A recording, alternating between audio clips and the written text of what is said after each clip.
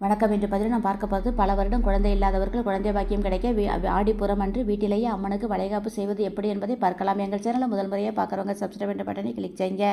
வீட்டை பூஜை அறையை சுத்தப்படுத்தி ஒரு மலைப்பலகையில் மஞ்சள் குங்குமம் மாக்கோலமிட்டு அதன் மேல் அம்பாள் திருவுருவமாக, அதாவது காமாட்சி அபிராமி ஆண்டாள் நாச்சியார் இப்படி எதுவாக இருந்தாலும் அந்த படத்தை வைத்து மஞ்சள் பிள்ளையார் படுத்தி வைத்து சிவப்பு வண்ண மலர் சாற்றி மஞ்சள் குங்குமம் வைத்து ஒரு கர்ப்பிணி பெண்ணுக்கு வளைகாப்பு நலுங்கு வைப்பது போல் மஞ்சள் குங்குமம் சந்தனம் வைத்து அந்த படத்திற்கு பூச வேண்டும். பிறகு கண்ணாடி வளையல்களை மாலையாக வைத்து சிவப்பு வண்ண மலர் சாற்றி வாசனை மலர்களால் அலங்கரித்து ஒரு தட்டில் கண்ணாடி வளையல்களால் மாலையாக கட்டி போட்டு ஒரு தட்டில் வெற்றிலைப்பாக்கு மஞ்சள் குங்குமம் நெய்வேத்தியமாக சர்க்கரை பொங்கல் வைக்க வேண்டும். இரண்டு பக்கம் இரண்டு நெய் தீபம் இருக்க வேண்டும். பிறகு லலிதா சகஸ்ரநாமம், அபிராமி அந்தாதி, ஆண்டாள் திருப்பாவை சொல்லி 108 திருநாமங்களை சொல்லி அர்ச்சனை செய்து அதூப தீபம் காட்டி பூஜை நிறைவு செய்ய வேண்டும்.